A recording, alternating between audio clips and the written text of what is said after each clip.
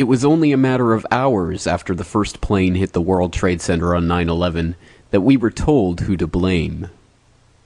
I hope we do not compound this tragedy by reaching out to make accusations before the FBI and the CIA inform us of what happened. That is exactly what happened, of course, after the Oklahoma City bombing. The highest degree of probability associated with this attack, which had remarkable coordination and logistical sophistication, would be Osama bin Laden's Al-Qaeda group. In the studio. Oh, there we go. Ken is an international terrorism expert. Ken, good morning to you. Good afternoon to you, excuse me. How are you, Matt? I'm fine, thank you. When you hear the U.S. officials saying they are already looking in the direction of Osama bin Laden, do you think they're looking in the right place? I think so. Matt, I mean, the sophistication of this attack, the fact that it was elaborately planned. You know, senior U.S. intelligence officials, or one senior U.S. intelligence official, says now that the U.S. is 90% certain that bin Laden was responsible for today's attack. Would you concur with that conclusion? I think that's a very good possibility. You have to look at who has the organization and who has the capability to do something like this. And of course, bin Laden's Al-Qaeda organization has to be right at the top of the list. Right now, suspicion focuses on Osama bin Laden, but first things first. The FBI is combing the wreckage for evidence, and all U.S. military bases and embassies are at the highest state of alert. Now, we are told from sources earlier today that senior administration officials told key members of Congress that they are, quote, certain, based on the evidence they have gathered so far, confident, I'm sorry, not certain, confident, based on the evidence gathered so far, that people and organizations associated with Osama bin Laden are responsible for this. But coming out of the National Security meeting tonight, I was told by a senior administration official they do not want to jump to conclusions here. The administration will say nothing publicly about that. This official saying, quote, we're going to take a little time to sort this out. So the president being briefed. Many of us in the Western world knew little or nothing about Osama bin Laden and his shadowy Al-Qaeda terrorist network before watching the tragedy of September 11th, 2001 unfold in real time on our television screens. Some had heard bin Laden's name before in connection with the financing of high-profile terrorist incidents, like the 1998 U.S. Embassy bombings in Africa, or the bombing of the USS Cole in 2000. But a more detailed understanding of this man, his background, and the network of Islamist jihadists we are told he is directing, remains largely the purview of South Asian scholars, counterterrorism experts, and government officials. Understandably, in the days and weeks following those horrific events, a traumatized public turned to these experts to make sense of what they had just witnessed. Very soon, a narrative began to emerge, one that seemed to explain what had happened and what it meant for the future of a world that, we were told, had changed forever. Tell us a bit about Osama bin Laden, what sort of resources in manpower and money he's got and what he's trying to achieve. What is Osama bin Laden? Is he a politician? Is he a warrior? Is he a preacher? A little of all?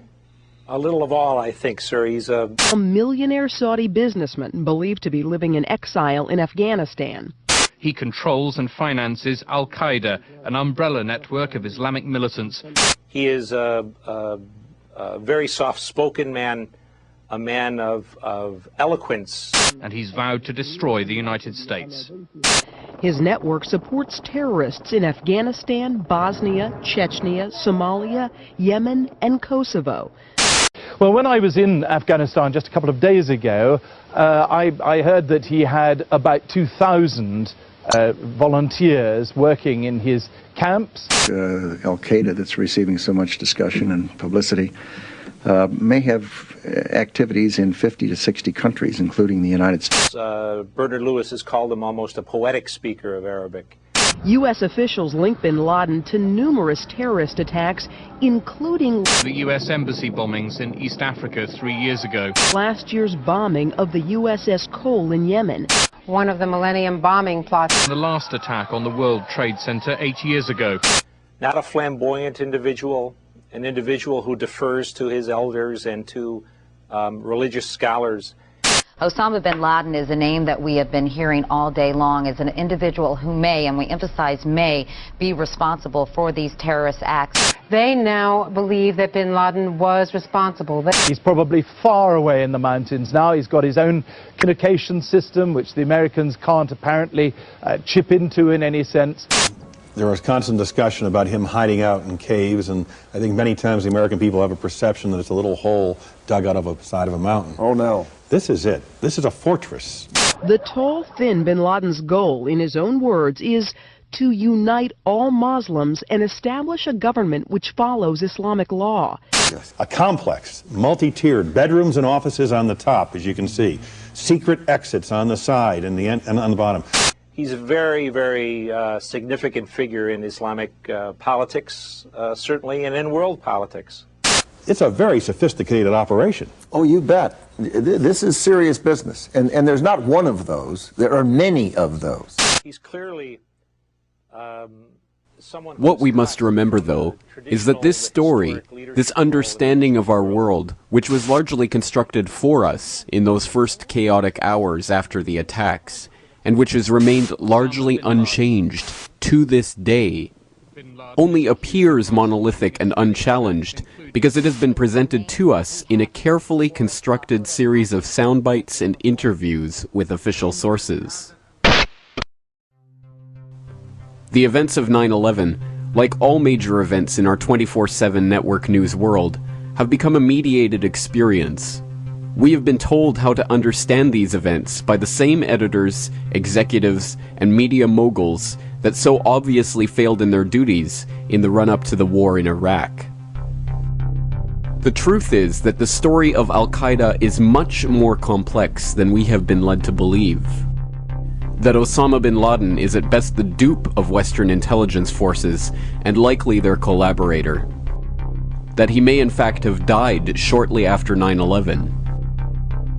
And that his all-pervasive Al-Qaeda organization, with its alleged link to seemingly every terrorist incident in the world today, is in fact a media creation, a childlike simplification of a complex web of organizations led and populated by double agents and fictitious characters. The truth is that Al-Qaeda, as we have been led to understand it, does not exist. This documentary is the story of those pieces of information that call into question and ultimately destroy the Al-Qaeda myth. After all, for anyone who still believes that the government could tell no lie about a subject as important as this, we should remember that not even the Bush administration blames Osama bin Laden for the attacks of 9/11. So we've never made the case or argued the case that somehow Osama bin Laden was directly involved in 9/11. That evidence has never been forthcoming.